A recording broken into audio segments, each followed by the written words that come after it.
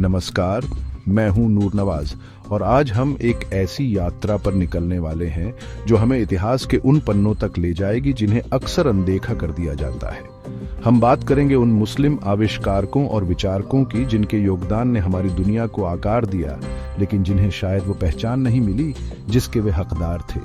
कभी सोचा है कि क्यों कुछ शानदार खोजें समय की धूल में खो जाती हैं, या उनके असली रचनाकारों का नाम इतिहास की किताबों में प्रमुखता से क्यों नहीं उभर पाता। आज हम जानेंगे कि क्यों कई मुस्लिम आविष्कारों को उनका उचित श्रेय नहीं मिला।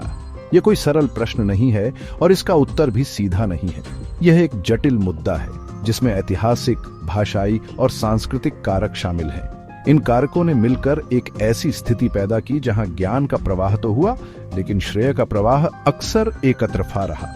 हम देखेंगे कि कैसे भाषा की बाधाओं ने मूल स्रोतों को धुंधला किया, कैसे कुछ ऐतिहासिक विवरणों ने एक खास नजरिए को बढ़ावा दिया और कैसे वैज्ञानिक प्रगति की अपनी प्रकृति ही कभी कभी व्यक्तिगत योगदानों को सामूहिक ज्ञान के सागर में विलीन कर देती है। यह कहानी किसी पर दोष मढ़ने की नहीं, बल्कि इतिहास को अधिक समग्रता और सच्चाई से समझने की है। इस वीडियो में हम कुछ खास उदाहरणों पर गौर करेंगे, उन अद्भुत दिमागों को याद करेंगे जिन्होंने गणित, चिकित्सा, प्रकाशिकी और यहाँ तक कि हमारे सोचने के तरीकों में क्रांति ला दी। हम उन कारणों की पड़ताल करेंगे जिनकी वजह से उनके नाम उतने जाने पहचाने नहीं हैं जितने होने चाहिए थे। तो तैयार हो जाइए, क्योंकि हम समय में पीछे जाकर उन अनदेखे सितारों की चमक को फिर से खोजने की कोशिश करेंगे जिन्होंने हमारी सभ्यता के आकाश को रोशन किया, भले ही उनकी रोशनी हम तक पहुंचने में थोड़ी देर हो गई हो। कल्पना कीजिए, एक ऐसा दौर जब ज्ञान का सबसे बड़ा भंडार अरबी भाषा में सिमटा हुआ था। इस्लामिक स्वर्ण युग लगभग 8वीं से 14वीं शताब्दी तक वैज्ञानिक, दार्शनिक और गणितीय विचारों का एक धधकता हुआ केंद्र था। अल-किंदी से लेकर इब्न सिना और अल-राजी तक अनगिनत विद्वानों ने अरबी में अपने क्रांतिकारी विचार लिखे। ये ग्रंथ केवल नए नहीं थे, बल्कि उन्होंने प्राचीन यूनानी, भारतीय और फारसी ज्ञान को भी सहेज कर उसे और समृद्ध किया था। जब यह ज्ञान पश्चिम की ओर, यूरोप की ओर बढ़ा, तो सबसे पहली और सबसे बड़ी चुनौती थी भाषा।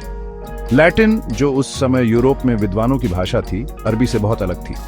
अनुवाद की प्रक्रिया शुरू हुई। टोलेडो जैसे शहरों में अनुवाद के बड़े बड़े केंद्र बने, जहां ईसाई, यहूदी और मुस्लिम विद्वान मिलकर इन अरबी खजानों को लैटिन में ढाल रहे थे। लेकिन अनुवाद सिर्फ शब्दों का खेल नहीं होता, ये संस्कृतियों का मिलन भी होता है और कभी कभी टकराव भी।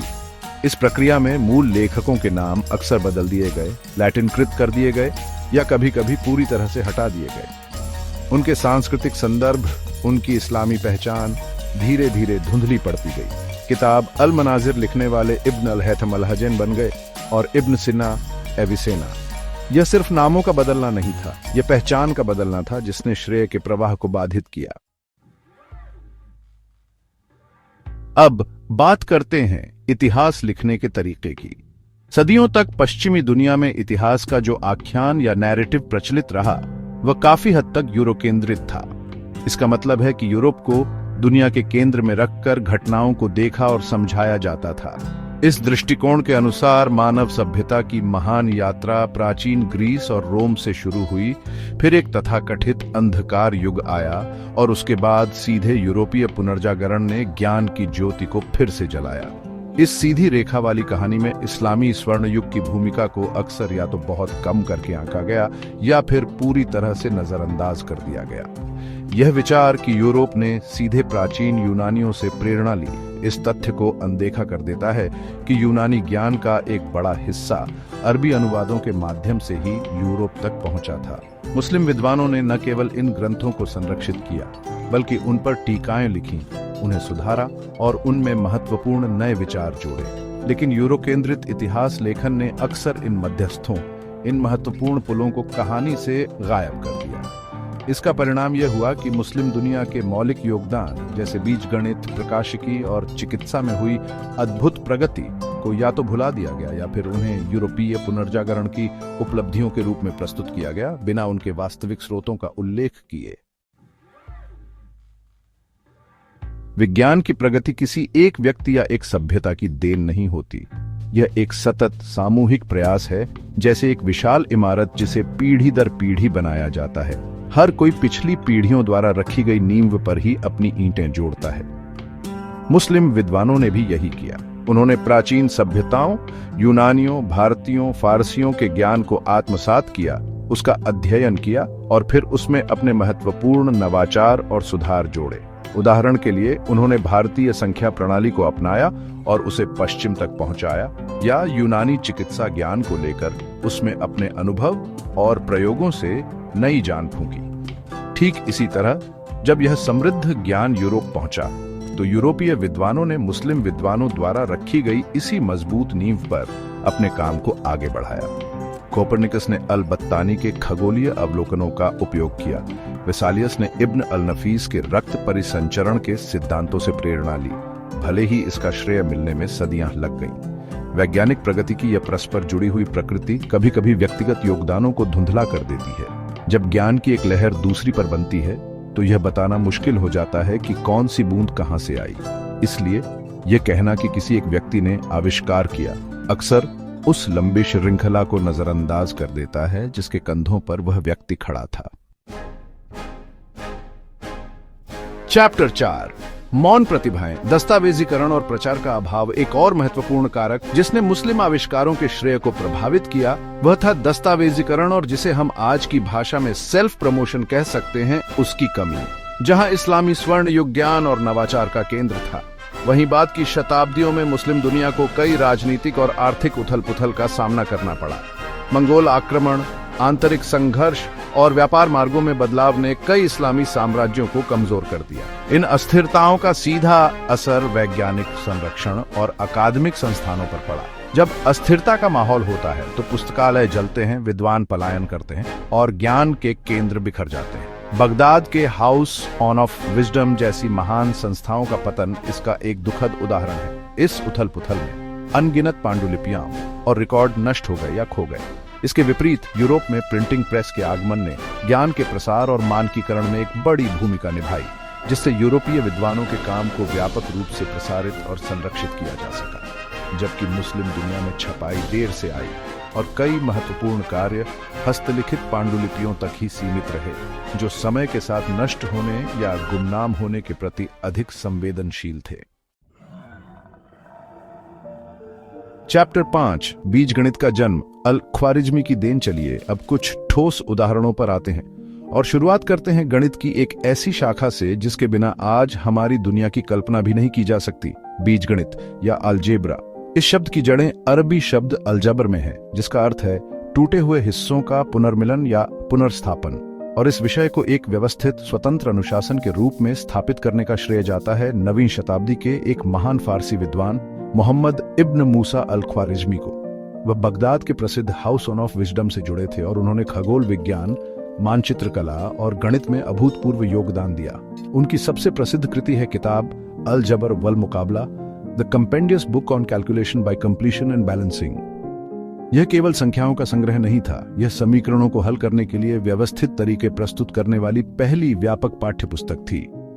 अल-ख्वारिज्मी ने रैखिक और द्विघात समीकरणों, लिनियर एंड क्वाड्रेटिक इक्वेशंस को हल करने के लिए नियम विकसित किए, और ये सब उन्होंने आज की तरह प्रतीकों का उपयोग किए बिना, बल्कि शब्दों और ज्यामितीय प्रदर्शनों के माध्यम से किया। उनका काम इतना प्रभावशाली था कि अल-जबर शब्द लैटिन में अलजेब्रा बन गया और उनके नाम अल-ख्वारिज्मी से ही एल्गोरिथम शब्द निकला। फिर भी कितने लोग आज बीज गणित पढ़ते समय अल-ख्वारिज्मी का नाम याद करते हैं। जैसा कि हमने पिछले अध्याय में देखा, अल-ख्वारिज्मी का नाम ही एल्गोरिथम शब्द का स्रोत है। एक एल्गोरिथम सरल शब्दों में किसी समस्या को हल करने या किसी कार्य को पूरा करने के लिए चरण दर चरण निर्देशों का एक समूह है। आज की डिजिटल दुनिया एल्गोरिथम पर ही चलती है। आपके स्मार्टफोन ऐप्स से लेकर सर्च इंजन और आर्टिफिशियल इंटेलिजेंस तक सब कुछ एल्गोरिथम पर आधारित है। अल-ख्वारिज्मी ने अपनी गणितीय प्रक्रियाओं, विशेष रूप से अलजबर वल मुकाबला में समीकरणों को हल करने के लिए जो व्यवस्थित तरीके बताए, वे अनिवार्य रूप से एल्गोरिथमिक सोच के शुरुआती उदाहरण थे।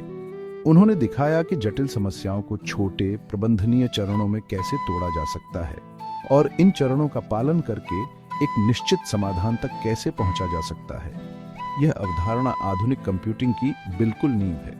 फिर भी जब हम कंप्यूटर विज्ञान के इतिहास या महान प्रोग्रामरों की बात करते हैं तो अल-ख्वारिज़मी का नाम अक्सर उस प्रमुखता से नहीं लिया जाता जिसके वे हकदार हैं। उनके काम ने सदियों बाद आने वाले यूरोपीय गणितज्ञों जैसे फिबोनाची को प्रेरित किया, जिन्होंने भारतीय अरबी अंक प्रणाली और अल-ख्वारिज़मी की विधियों को यूरोप में लोकप्रिय बनाया। लेकिन एल्गोरिदम की मूल अवधारणा का श्रेय अक्सर धुंधला हो जाता है और इसके इस्लामी स्वर्ण युग के जनक को भुला दिया जाता है।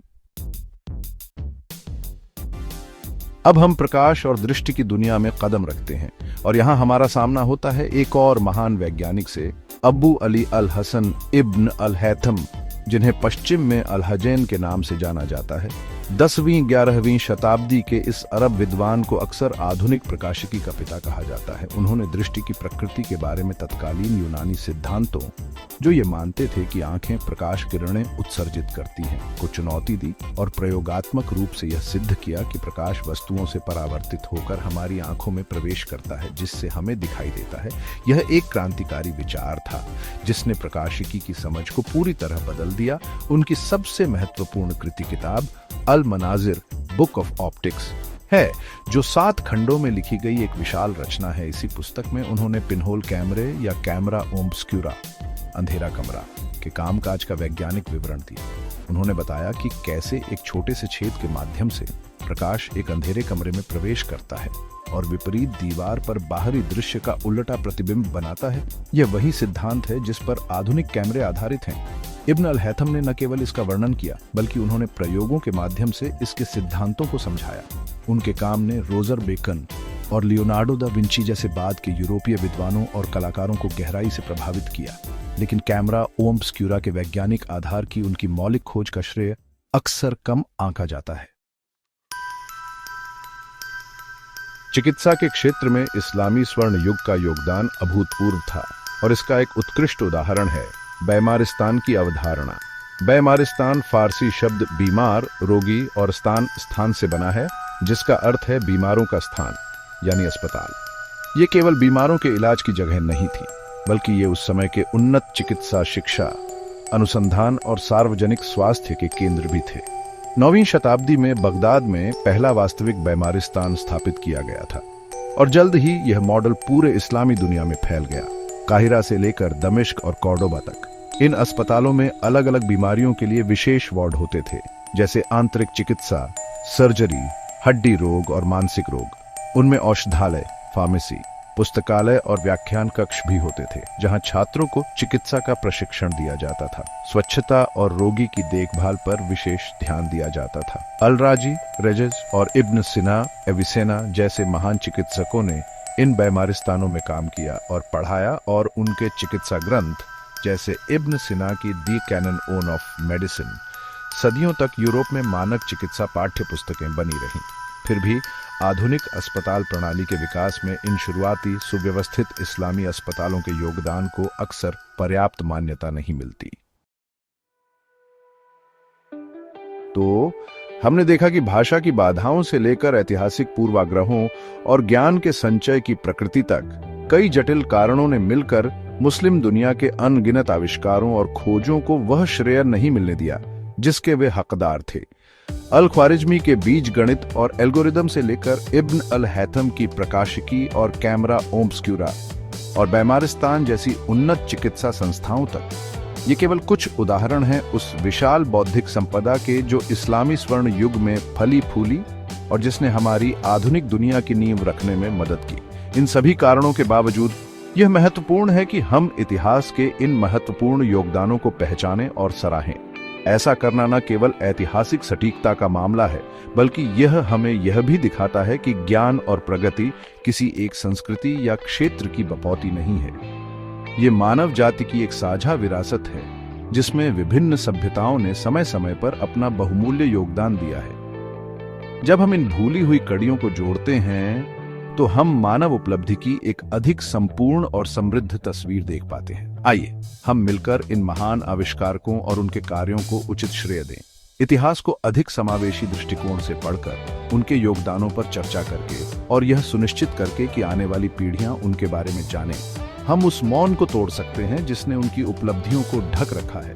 क्योंकि जब हम अतीत के सभी योगदानकर्ताओं का सम्मान करते हैं, तभी हम भविष्य के लिए एक अधिक न्याय संगत और ज्ञानवान दुनिया का निर्माण कर सकते हैं। देखने के लिए धन्यवाद।